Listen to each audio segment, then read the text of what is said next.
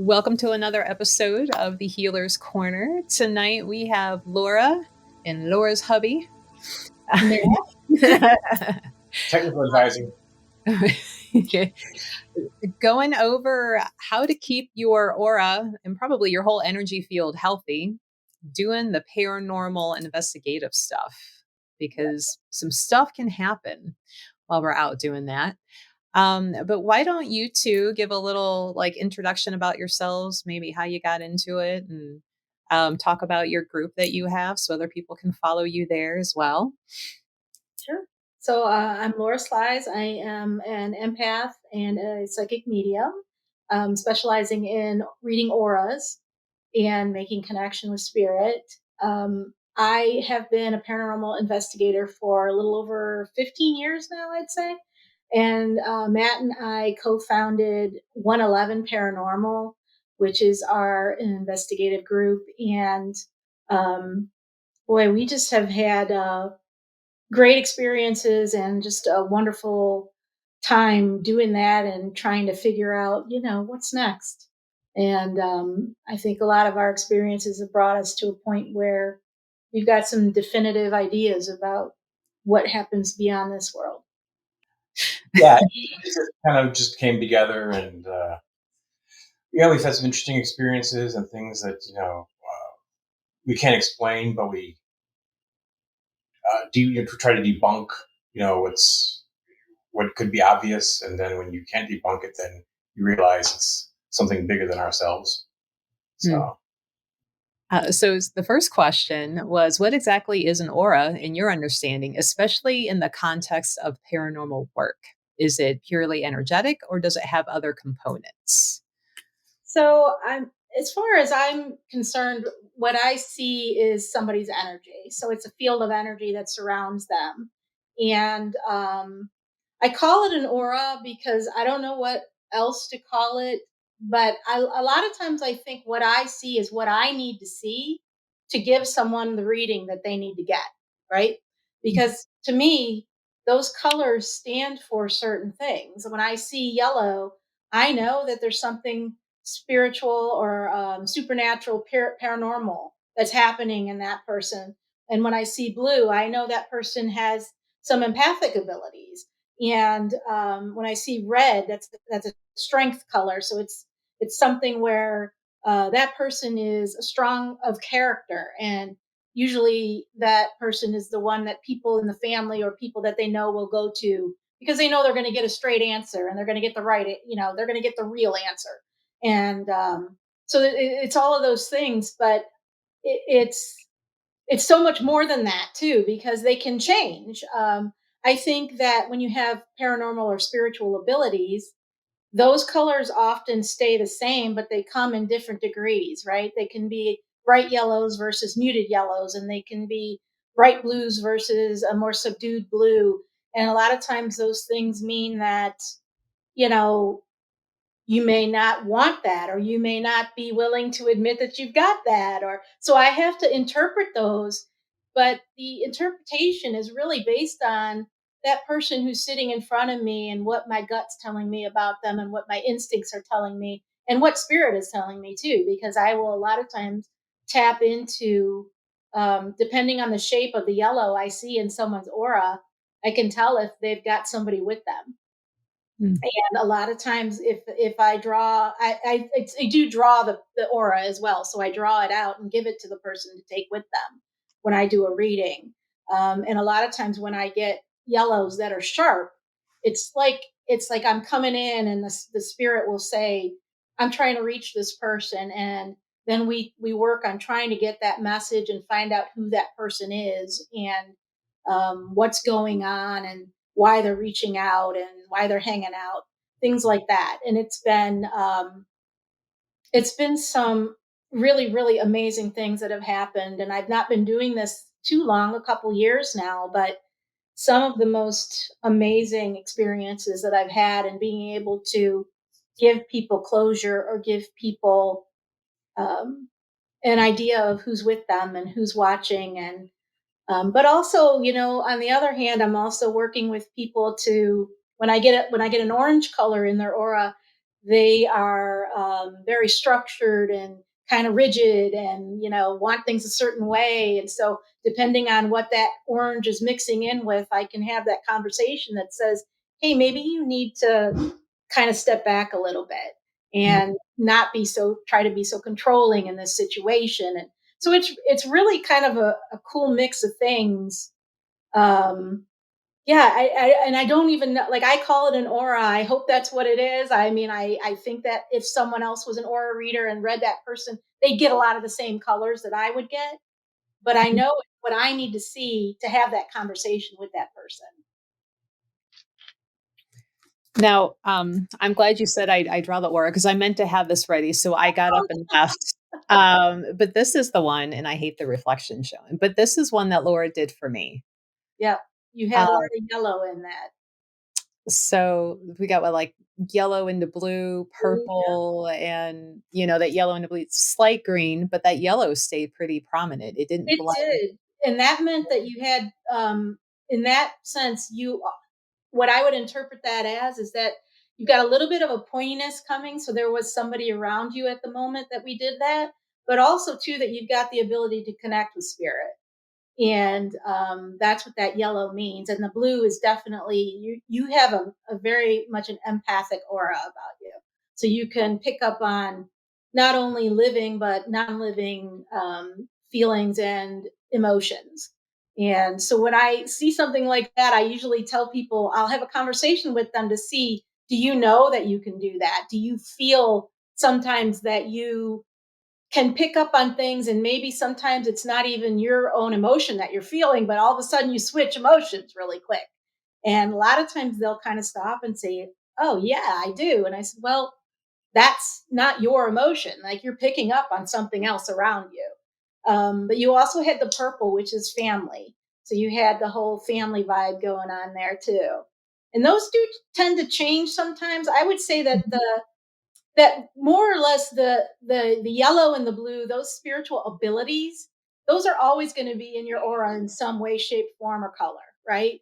But Mhm. sometimes those other colors can come in where it's like, depending on what you're going through in that moment, you might have some black in there that is worry. So you're worried about, there's a specific issue you're worrying about at the moment, and that'll show up as black around the outside of the aura typically. Or brown is frustration, or green a lot of times is something to do with plants and animals. And a lot of times we can talk, I've run into a lot of people who have had um, spirit animals, and so we start to talk about that, and I'll get that picture in my head that they're getting like something's rubbing against their leg, and there's no animal there, or they're feeling a jump on the couch or the bed, and there's no live animal there.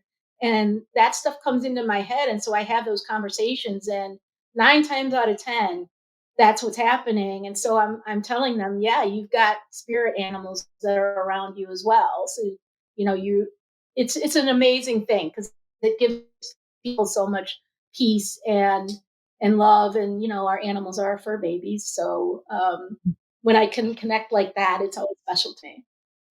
All right.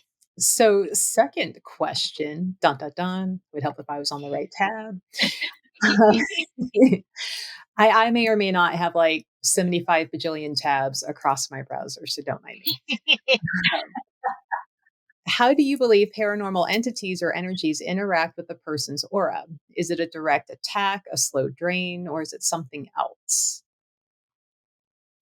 Well, I feel like when somebody has, especially when someone has yellow in their aura and they have that ability to um, to kind of know that there's some entity around them, the entities also do see that in them. So as much as that yellow is like, yours was a very bright yellow, when I see that bright yellow, I don't think it's just me seeing that. I believe that the entities that are around them are seeing that and are drawn to that because they know that in some way, shape, or form they can connect with that person. So Hmm. whether it be by a sign, which signs pennies on the ground and a heads up because their grandma told them only pick up the heads up pennies, or or a butterfly bush or a bird or a cardinal, or things like that. That there are ways that people that are on the other side can connect with you if you've got that yellow in your aura. um, I think that's an important thing to realize. And so when people come to me and I can see that they've got that, I try to make that clear to them. And then we try to kind of dive a little deeper in to see if we can find out if there is someone with them. Who is it? And what are they trying to say? Um, I think that's how it works. I don't feel like it's an attack or things like that. I'm of the firm belief that, 99% of the time, the spirits that you're going to run into are just people. And granted, people are of all shapes and sizes and personality types, and some of them can be mean. And if they're a mean bastard when they are alive, they're going to be a mean bastard when they're not alive too. So you're going to get that. But I do think that, for the most part, those things are not going to harm someone, but they can make someone uneasy, obviously. But we try to get to the bottom of that. And so I like to think that it's more of a mission to kind of just figure things out, to solve a puzzle. So I don't feel like the entities are trying to hurt someone or attack someone in any way, but it can be overwhelming, obviously, for Mhm. people to be able to deal with that. And especially if it's someone that you loved and you miss them. Knowing that they're there is great, but you can't touch them, you can't hold them, you can't hug them, you can't. That's a lot for somebody to deal with. So I'm glad that there are people like me and others that can be that go between and kind of help facilitate some closure for people. Now, like, what are some common signs or symptoms that a paranormal investigator aura might be compromised or maybe even becoming unhealthy while on an investigation? A high fever. No, High I fever? think the biggest thing is just that feeling of agitation, right? You get agitated, and so a lot of times you just don't know why. Um, but if you walk into a place, especially if you're empathic, if you walk into a place and you feel that energy level and it's just consuming and intense, well, that kind of thing, yeah, can affect your energy around you, because it kind of seeps into your soul. Mhm. You don't have to be even psychic to feel that kind of thing. People that we've gone on investigations with at Waverly Hills Sanatorium, they're not even psychic, but you walk into a place like that has all that energy built up for so many years of hopelessness, that anyone can feel it. So I think in that sense, that does affect a person's energy levels or aura, in that way. And so you've gotta kind of step back a little bit. Maybe during those investigations, you take your breaks. You kind of go and have a laugh with somebody, or that's why you've got that break room, right? You've got to step away from it and not just go full force into everything head first. You've got to take your breaks, kind of build your energy back up. You've got to be able to have people around you that you can share a laugh with, or have a conversation with, that takes you away from just thinking about that at the moment. Readings too. You can When I do the readings, same thing. readings, Take yeah, it's breaks the too. same thing. Yeah, when I do, I need, as a psychic doing readings. The very first time I did readings, I made the mistake of like going reading, reading, reading, reading, and not taking a break between anything, and doing it all day long, because I felt bad, because people were there in line, and I didn't want to turn them away, and boy, that was a tough recovery for me for the next couple of days. So, yeah, you've got to give yourself that time out to be able to step away from it, even if it's 5-10 minutes. You've still got to do it. Same thing on an investigation. Now, a side question, as you guys are talking, and it's kind of it's for both of you. And so, like Matt, have you noticed anybody outside of you two, like part of a team, start acting differently that you then would go get like Laura and be like, what's going on? Like, and Laura, have you noticed a change in the aura, after they have came in and start experiencing? I Probably think that last time we went to Madison Seminary. we had a team member of ours who with EVP going, electronic voice phenomena, and the box said something, a word that was very personal to him, and he was able to interpret it as a personal attack on him. And I never seen him, but he just got really upset. He's like, "I'm Yeah, being yeah. attacked. I'm out. I'm out. Done." Yeah, so I definitely noticed that sort of darkness that seeps in, and it's that worry and like not understanding and kind of confusion, right? So that shows up as a darkness on auras, and it's not wrong, it's not evil, it's not anything like that, but it's just that it can consume somebody real quick because you don't know what's going on. And he felt personally attacked in that moment. And for me, I was like, well, you need to just step out. You need to, if you want to go, like, now's the time to go. And he left, and probably within a couple hours called us back and said, when can we go again? But he got out of the situation, and it did help him to kind of bring that energy level back into himself, and just start to heal that a little bit. But he definitely needed to step away from the situation at the moment. Hmm.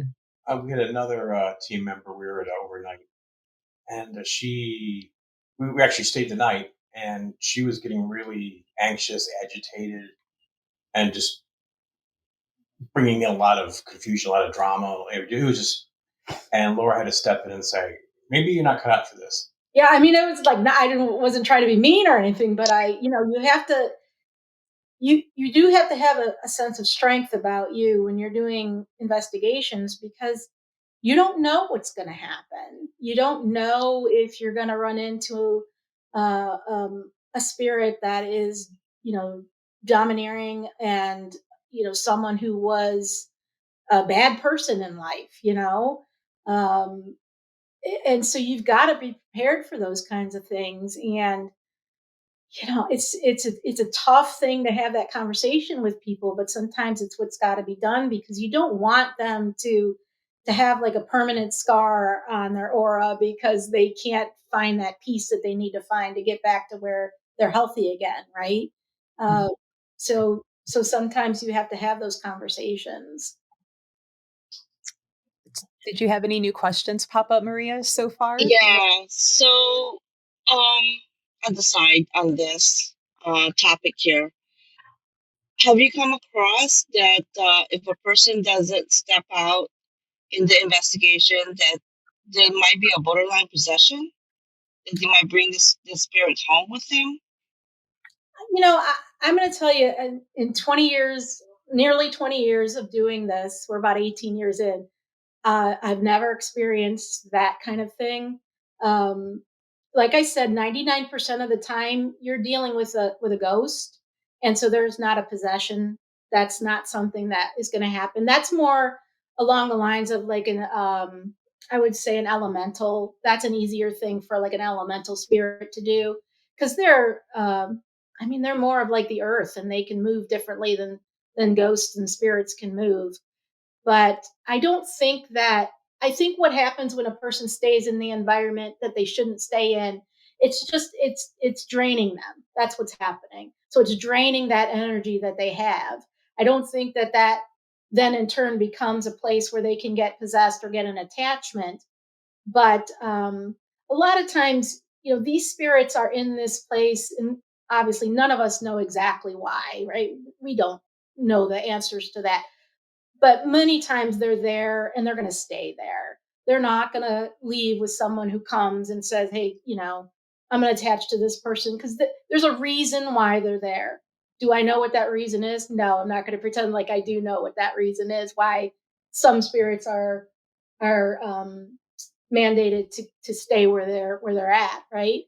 I don't know the answer to that, but maybe it's true that there's something that they have to do, or there's something that they're paying penance for. I don't know, but um, like I said, I think 9 times out of 10, they're staying where they are. And unless you come across something that is that 1%, that's an elemental kind of thing. I'm not somebody who believes in demons. So the possession thing, I'm not sure how I feel about that. If I experienced it, then I would have a different I would tell you something very different. Or if I witnessed it, then I would say something very different. But as of this point in my life, I have not witnessed that.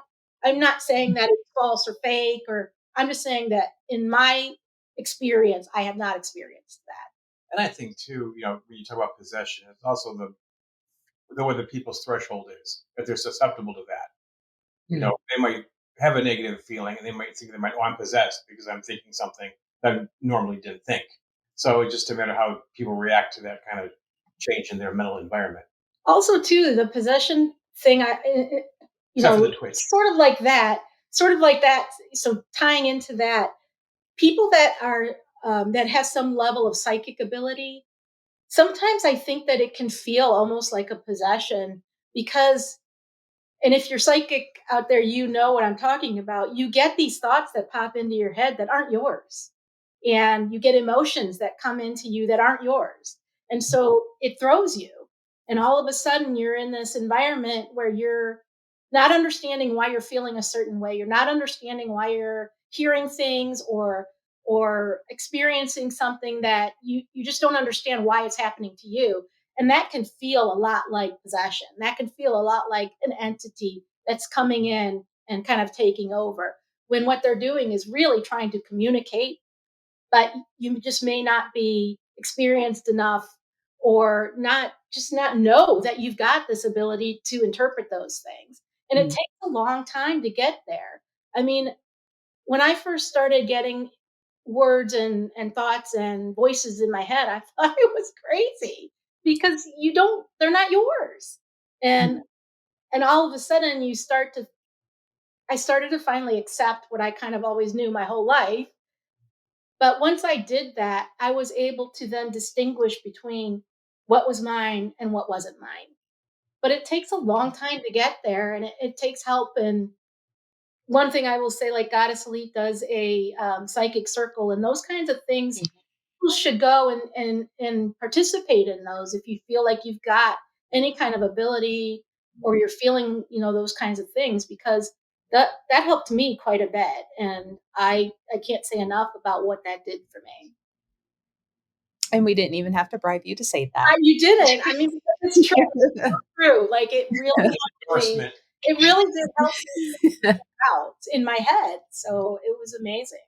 Well, and it's a safe space too to meet other people who are experiencing the same thing, and you get to talk about what worked for you that might help somebody else, or vice versa. And it's a really great tool to use, I think. There was a lot of validation there too. She came out of that psychic circle and she's like, "Oh my gosh!" I was like, "I'm psychic." So I sleep with one eye open. She said psychic, not psychotic. I mean, that's right. Hey, she asked for a lock of my hair. She got mad at me and asked for a lock of my hair. I mean, that's why I keep it short. Smart move. Keep an eye on that toothbrush. That's right. It is a fine line, Jerry. I jokingly refer to our psychic fairs as like psychotic fairs. Because usually leading up to the big ones like the wine and spirits, and like by the end of the day, it's like I feel psychotic and just done, and like the planning and the feeling. I'm like, okay, I'm gonna go home and sit on the couch and drool for a day, staring at the wall. Like I'm good. Do you find certain types of paranormal activity affect the aura or the person more, like residual versus intelligent versus anything else you may have run across? Definitely, the intelligent would affect a person more, because you've got that interaction and you're having direct communication. So absolutely, for sure, that affects it. It definitely affects your energy level more than anything else because, well, one, I mean, if you're a paranormal investigator, you're excited because you're having that interaction. So, it's an amazing feeling, and your energy and adrenaline is pumping. And that does, you can see that in somebody, and it's almost like a glow. It's also the Um, candy. and the candy we eat, yeah, there's always candy and cookies. Um, but residual, no, I don't think much, but that's probably a given because you're not having that direct interaction with anything. But it's still, I mean, to anything you experience is absolutely amazing. So we'll take any of it. Now, like after or thinking about going and doing the paranormal, like what is your like go-to for cleansing or recharging while you're there and during and and after? Absolutely, for me, it's hematite. Hematite is my go-to stone for everything. It's a grounding stone. It's an aura cleanse. Um, I always have hematite rings when I do readings, and I ask people like, "Do you, how do you feel about?" Yeah, I got mine. Both of mine from the store is right here, and I've always, yeah. I mean, I love hematite. It for me, it's just a cleanse, and it builds me back up. The other thing for me is my animals. Um, I think that, and I too tap in. I tend to get a lot of people who have the same thing, that their animals are what recharge them. So, like after I've done a wine and spirits or some kind of an event, I'll come home, and when I'm sitting on the couch, they actually all come to me, and then I just kind of get my energy back through them, and it's absolutely amazing. When I'm on a ghost hunt, the other thing I like is sort of fragrant, smells like peppermint, eucalyptus, menthol, things like that, that really kind of, they just kind of awaken your brain and keep you going, and but very pleasant smells that I enjoy too. And so I have a spray that I take sometimes for that, and also too it helps keep the bats away, which is great. But it's like that those scents mixed together for me. That's like my favorite scent to take and just kind of spray whenever I'm out there. Now, Matt, as the non-psychic in the pair, do you find that you have different things that you do after an investigation, or do you guys Yes, just kind of I sleep, you sleep? and I mean, because I get tired. I mean, it's tiring. It's a long day and everything from a physical standpoint. I not really. I'm not psychic, so I don't. I'm not as drained as um, Laura is.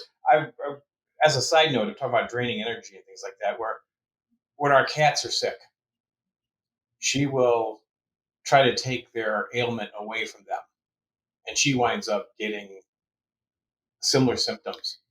I believe I am a healer, but I don't know how to get it out of me. Like I like seriously, like what one of my cats lost all most of his red blood cells and passed away. He was, Leukemia. yeah, he had leukemia. I ended up in the hospital with such low anemia that they wanted to give me a blood transfusion. The next time there was one that almost passed away from pneumonia. I ended up in the hospital with pneumonia, almost dying.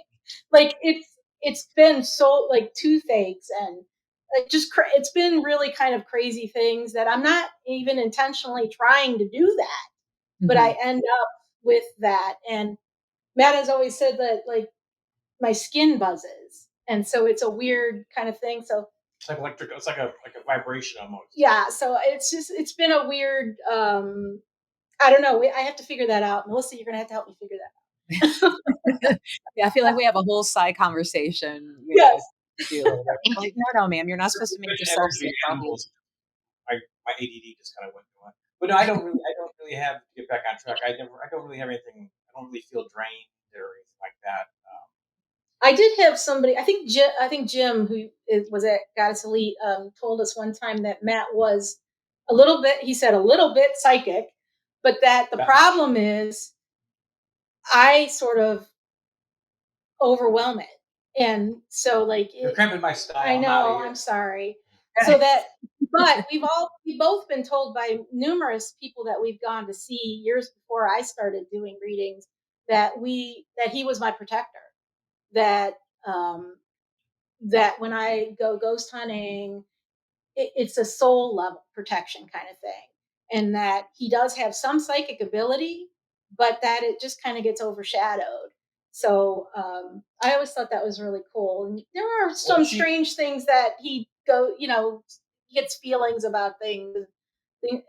It's not. I think he does have some ability. I don't think we'd be together actually if he didn't, because it's like knows like, and you're drawn to it. Well, it's funny that when we don't ghost hunt together, you feel weird. I do. I feel very I kind of feel exposed and out there when he's not ghost hunting with me, and it gives me pause. I'll do it, but it's a little different when he's with me. I feel much more emboldened.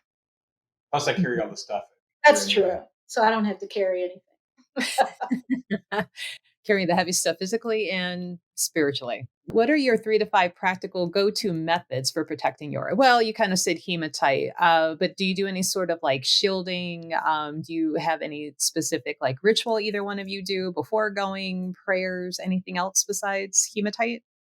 No, we're not very I would say that we're spiritual, not religious. And so if I do call on something, it's more about sort of calling on the earth, more about nature than it would be, spirits or angels or things like that. Mhm. I guess much more, what would that be? Like pagan, I guess. Um, Yeah, would fall under that umbrella for the yeah. most part. But I do feel like, we don't really think anything's going to happen. The thing is, we don't really think anything's going to happen to us when going to ghost hunt because it's an investigation and not, we're looking for evidence. But I will say that I also feel like I could control those things. Like I know, like spiritually, I feel like if we were threatened, I could handle it. And so I think that's why I go into these places without feeling like I need to do that prep or, that kind of thing, because I feel there have been a couple times where we've been in a place where we felt a little threatened, and I shut it down, and I will say to the spirits, like, if you're not going to play nice, we're not going to play at all, and have been able to then feel better after that. So I don't know if that's what others can do. I hope so. I feel like if you can say to the spirit, hey, this is my time, I'm here, I'm doing this, back off, a Mhm. lot of times they will listen. we do that when we go to a new house too. Yeah, that's true. I mean, that could be a good beginner's ghost hunting, class right there. Yeah, Um, yeah. do you find that you ever like flex your aura out more to try and like get in touch with them if you're kind of walking in, nothing's happening? Do you expand that energy to make it maybe easier for them to see that you're there and like Yeah, I would definitely say Up. I do open up, do a little bit of breathing. So there you go. Yeah, breathing, like some breathing exercises, like the 4 square breathing exercise where you're in, out, in, 4, out, or you're in 4, you wait, out 4, you wait. So it does the square, right? And so in my head, I'm doing that, and just kind of, it's like a scanner. I don't know how to even explain it. So it's like I'm scanning for waves or brain waves or something, just to see if I can draw someone in, and kind of offering, like, can I help you? Is there something you need to do? Is there something I can help you reach someone, or that kind of thing. And there have been times when we've been able to do that with even guests at, like, our one friend who came to Madison Seminary with us. I ended up connecting with her deceased husband versus a spirit at Madison Seminary. So it was really strange, because there's a spirit at Madison Seminary named Otis, who was a superintendent there, and he was not a nice man. He was a murderer. And so I kept saying, well, there's somebody here, and it's 4 letters. It begins with O. And our wonderful friend Shelley Bennett, who is a staffer there, said, oh, that's probably Otis. And I was like, no, it's Otto. weird, right? Just come up with that name. Well, it turns out that that was this person's husband who came as a guest of one of our investigators. Mm. And there was a whole thing that happened after that. So it was just, I think maybe that person didn't have anyone around them that could communicate, that he could communicate with. And Mm. so it was time and I could open up. He was like, all right, I see you're yellow. I'm coming. I'm going to communicate with you. I want to tell my wife this message. Right. And it was amazing. It was an amazing, amazing time. She's basically psychic Wi-Fi. Yeah, I think anyone who's psychic is though. Like you just have to learn how to do it. My But mom came through. yeah, we've had um, we've had that happen in other places we're going to investigate, and our family members will come through instead of somebody who's there. So I gotta wonder if it's just where they're at the time, you know. Now, have you found that there are certain locations that are more that affect the aura more without the paranormal activity? Like if it's an unknown local haunt that like the staff might know it's haunted, but it's not famously haunted, are there certain types, you know, of places that affect, that aura more? Yeah, I would say, a lot of times we run into people who work in restaurants that are old buildings that have been rehabbed, and those people that work there, they hear things, they feel things, they see things, and they're not necessarily psychic, but they, I think they become so entwined with the environment that the spirits feel comfortable enough to make themselves known. And I don't know that those people would have yellow in their aura because I wouldn't say that they were psychic, but I gotta wonder if they might have, something coming through that's kind of like when I draw it, it's gonna look like it's poking, like, hey, I'm here, and Mm. you're gonna see me, or but I do think it affects them. And it would be interesting to do what I would love to do now, since I've been doing this for a few years, is to start to get return customers that come back and see what that reading looks like now, right? But in that would be an interesting study to see if I could do aura readings for someone in an environment that's haunted, but it's not maybe well known as haunted, and then come back 3 months later and see if they've got some yellow in their aura now because they've been able to experience it. That would be a really interesting study. Now I'm going to have to look and see if I can do Watching this thought process take form that. The live. You heard it here scientific mind in me wants to see if I can do that. Yes. Danielle says, I like to believe that different spirits are drawn to people for different reasons. They make a connection with you somehow, whether it be physically, energetically, emotionally. And sometimes it's through an addiction that I've seen, and Maria, you've seen, where if the living person is suffering with some sort of addiction, then a deceased person who had an addiction will kind of like versus like, and they try to live that addiction through the living person. Hmm. Yeah.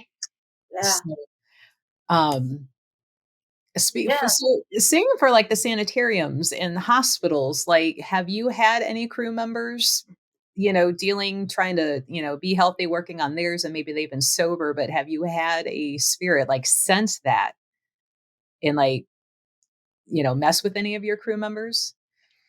I don't know if we've had experiences like that. I feel like Hey, we've had like physical experiences where we actually people have gotten scratched, Mm.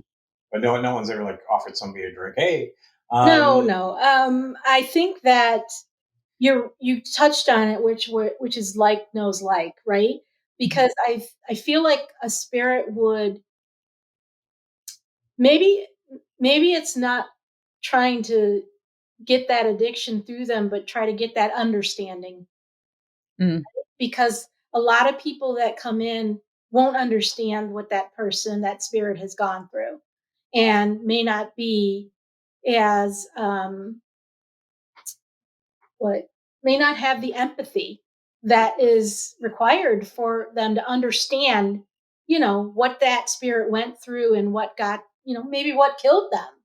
Mm. And So I think that they would look to someone who may have struggled, and maybe that's part of what they connect with, because they need that connection, right? They need that someone to understand that it's hard, and they want someone who understands what they've gone through.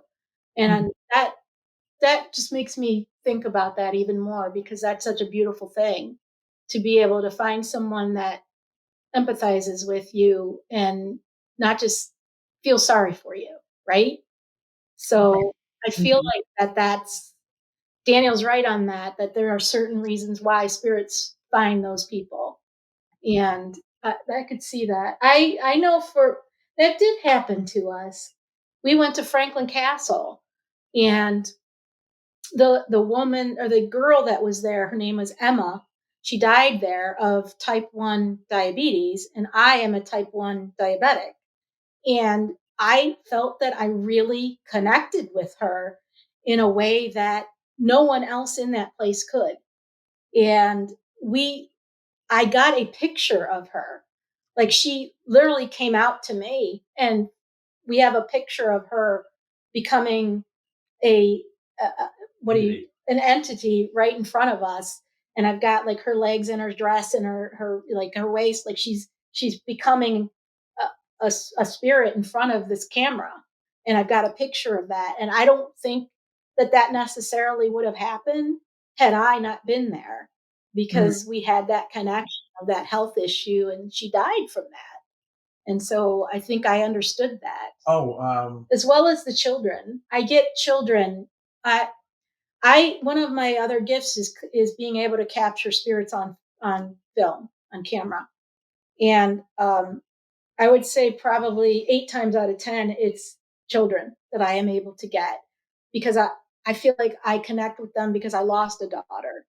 And so it's something that is so close to me that all I ever want to do is reach out to them and help them and try to give them a safe space to have someone to connect with. And so at Mansfield Reformatory, I have pictures of children. At Beale Manor, I have pictures of a little girl. Like, it's always for me, I capture those children on film. what about the ladies in the mirror? She reached out. She wanted to hear. That was, yeah. I don't know if that was me or Christopher. So She wanted to hear, but she wanted to hear a song. But yeah, we did run into somebody who was wanting to hear a specific music that Matt is a big fan of the Beatles and always has that on his phone. And for some reason, I walked into a place at Hillview Manor, into a room, and all of a sudden, I just heard in my head, I want to hear the song Blackbird by the Beatles. And so we played it. then you saw And her. both myself and Christopher Jansen, who was with us, who's also a psychic, both saw her in the mirror at that moment. And so, like, it's just those connections, like Daniel said, they're reaching out because they feel some connection. Have you come across another investigator who was kind of struggling with their aura health? And if so, like, what advice did you give them? Yeah, I do find a lot of had a few investigators actually on our team who are psychic, but really haven't delved into that at all. So it's sort of just at the beginning of a lot of times when somebody's psychic. I don't know if either of you have run into this, but when they're not practicing and meditating or learning how to use that ability, one of the very first things that happens is they'll walk into a room and they'll start to involuntarily cry. And it's almost an immediate, like, I don't know why I'm crying, but I'm crying. And so I run into that a lot. And that's when you see that aura sort of darken that's around somebody, because they're just not sure what to do with that, what to do with the emotion, how to interpret it. So what I try to do is just talk with them and say, yes, that what you're feeling is valid. So what you're feeling is a sign that you're feeling a spirit, you're feeling an entity around you, but your body just, at this point, your mind and your body doesn't know what to do with that. So, like, we'll go, maybe I'll say, let's step away and let's go talk about it, and then we can walk back in there and see if it happens again, right? And so I think after we have that discussion, most of the time we can walk back in there and they'll feel a little more confident. So I guess what I'm saying is, like, working with people that you can have a safe space to talk to people and to talk about your experiences. And that's how you kind of help build that aura into a better, more energized color. And so it's not so muted and it's brighter and it stays bright. So it's working with other people that understand what you're going through. Now, have you had somebody show up to an investigation, you look at their aura and you're like, "You're not coming in"? No, but I have had a number of people who I look at them and instantly sense that they have abilities. And I'm like, okay, you come with me because I want you to be able to bounce that off of me. Let me know if you feel anything. Let me know if you hear anything. Right. So let's work together. And I'll say, I think you have abilities. Are you okay with that? Do you feel comfortable with that? And we've had people that have accepted that and like said, okay, I always thought something, but I never knew. And I have like it's like, I don't know if other, see, this is another thing too. I don't know if other psychics have that ability to detect that with each other. So I haven't had those conversations, which I would love to have that, just like a group conversation with psychics and talk about, do you, when someone walks into a room, do you know right away? Because I do. I know right away if they're psychic and they have Well, psychic we abilities. had that. You had that when we went to go see when she starting out and trying to figure out what she was. She ran into a psychic, and the psychic knew she was psychic, Oh but she no, didn't want. well, But she didn't every want to. right, almost every psychic that I've ever gone to before I was practicing would stop and say, "Do you do what I do?" And I would be like, "No," but and then say, "You should." But I want to have more of a conversation with individuals about their experiences with that, and just see like I can tell if somebody is empathic versus if they're clairvoyant versus if they're if they're hearing or seeing, or it's a weird, like I just want to kind of experience that and see if other people can do the same thing. Mhm. Maria, did you have any random pop-up Mm-hmm. questions? All right, lay them out, lay them out. Okay. Sometimes when you get a client and they have like they suspect that in them, but they don't know how to work it. Sometimes I feel as though that these people does not want to know. They're happy to just continue going on to have readings or go to paranormal investigation because they're curious, but they're not that curious to dive deep into their abilities. And I have come across some phenomenal people. The other one of them was Nomad. Remember, Melissa? Mhm. Yeah, he came in the room for a reading with me, and immediately I saw the brilliant light coming out of him. Mhm. And I knew this person was ready. He's at the point that he was at a tipping point when he came and see me. And I did say the same thing, go and have the development with Jim, perfect it, so to know your boundaries are. And but there are some people you come across, and they're talented, but they're not ready, or they don't even want to do it. Right. So I don't tell them anything. I just say, well, you sense this. I don't think that they're ready. Have you come across people like that?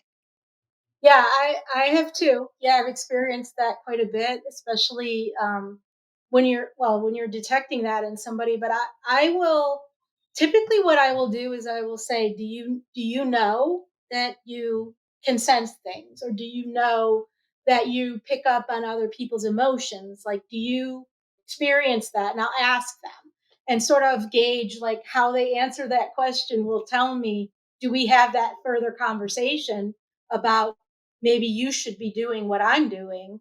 And it's just a matter of being able to gauge, having that gut feeling and being able to gauge how their reaction is to that question. And then that's what tells me if I should go further or not. And I, I've been lucky that in most cases when I've had that ability to find some folks who could do it, they were interested in it. So I said, here are some things that you can do And I always start with, you need to learn how to meditate. You need to learn, read some books on some certain topics, and we'll talk about some things. And, um, just depending on what it is that I'm sensing from them, I'll guide them in some direction, and then say, keep in touch with me. Like, let me know if you have questions. I'm not going to charge you for a reading when you want to call me because you have questions about how you're feeling, or if you're sensing something. Like, I was for years looking for a place where I could go and have those questions asked, and kept running up against, oh, you want a reading? No, I don't want a reading. I want someone I can talk to about what I'm feeling, and what do I do about it.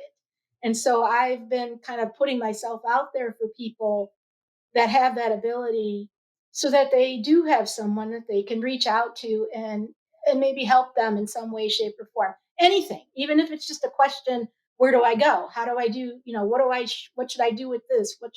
Anything. Like, I want that circle to develop, those folks, and to help them figure it out, because I never had that.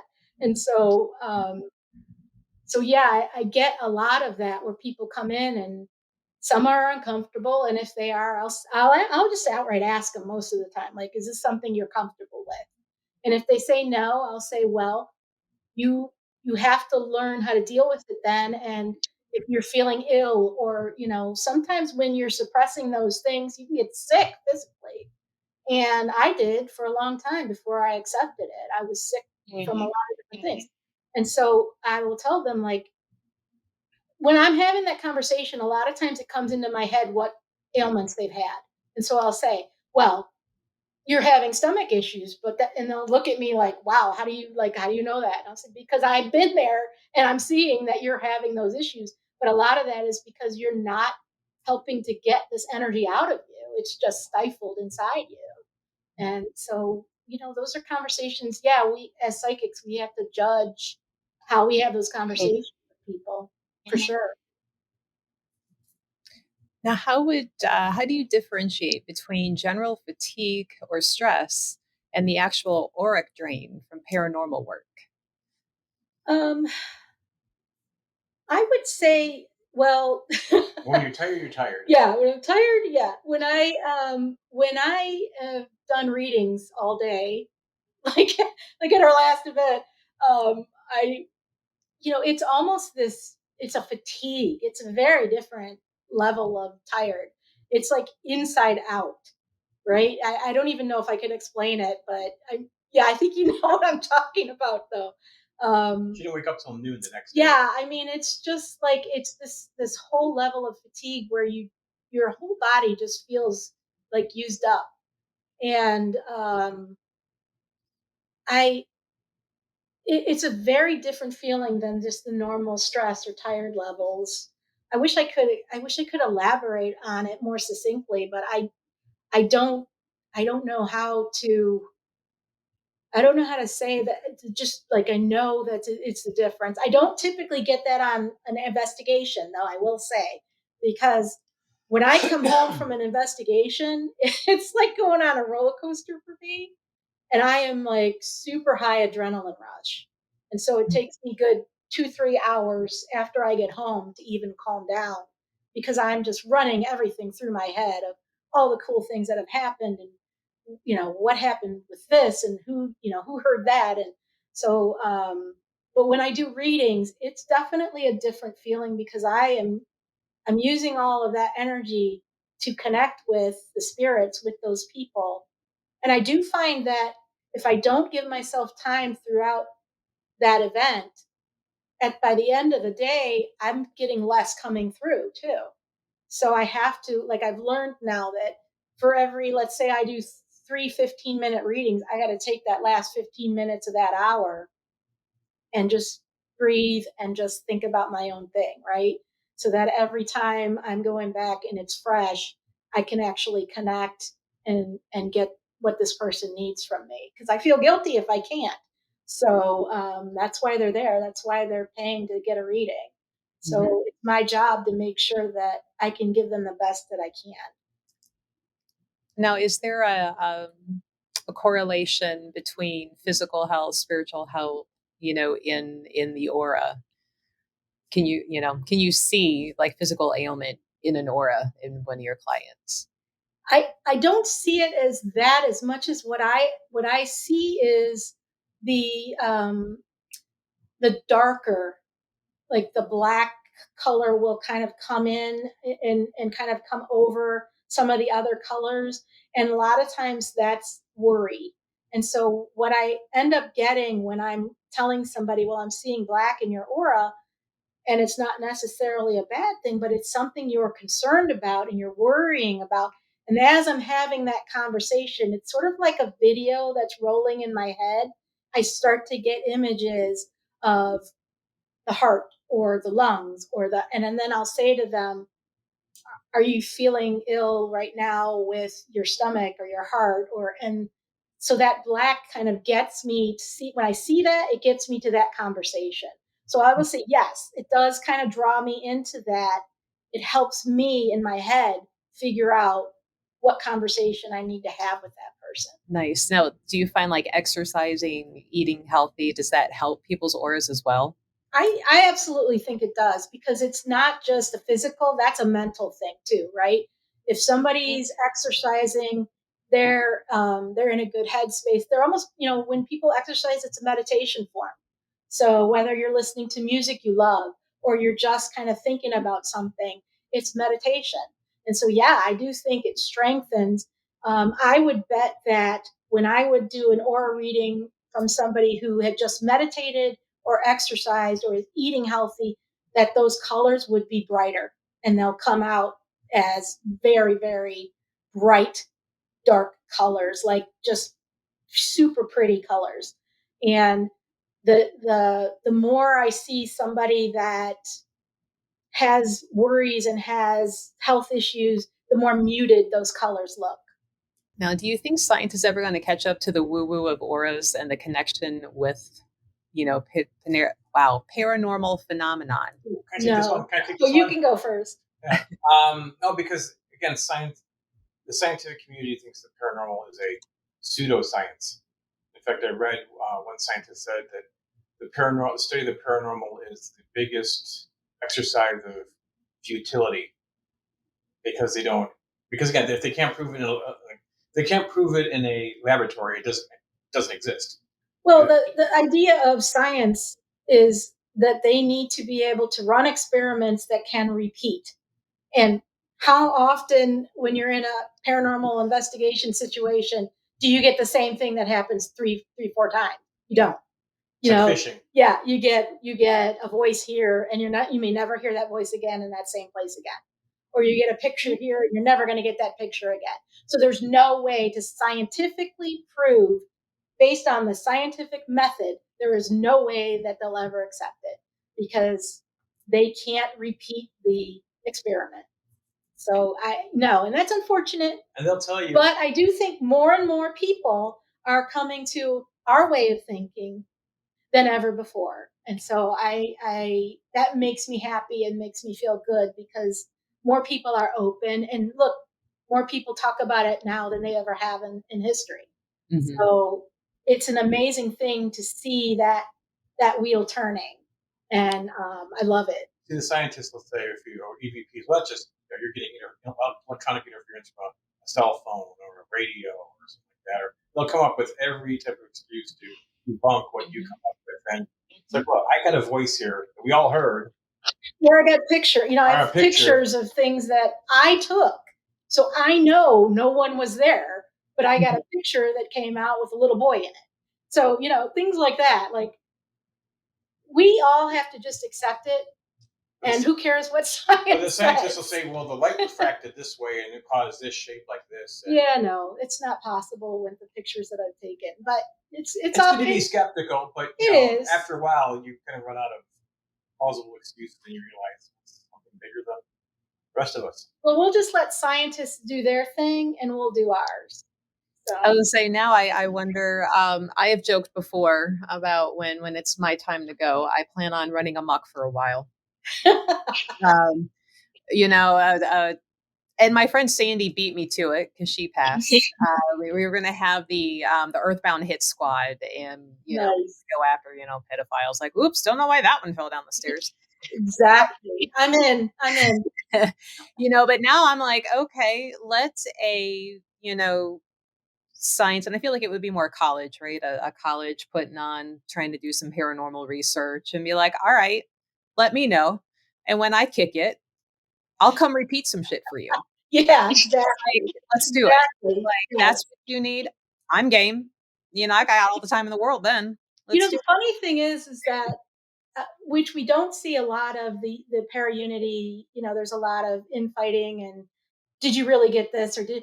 But I often think like if as paranormal investigators, if we all got together and kind of shared evidence and shared our experiences, we probably could do those things and say that the same group did this and 4 different groups got the same answer, right? That probably would happen, but we don't have a lot of that unification that we should have as paranormal investigators because we're all trying to find the same thing, right? What happens next? That's the ultimate goal of what we're doing is what happens next. And as a psychic, I'm trying to find a way to help people connect with those people.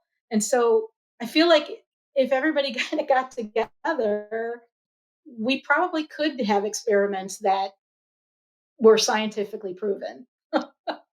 Right. Like your team goes in on this Monday, this team goes in the next Monday, to where you're not overlapping, you're not, contaminating each other's evidence, and be like, here's what happened 4 times with 4 different people on 4 different days, or however many they need to be what they consider like their baseline, or, yeah, I'm in some paranormal research. Like, let me know.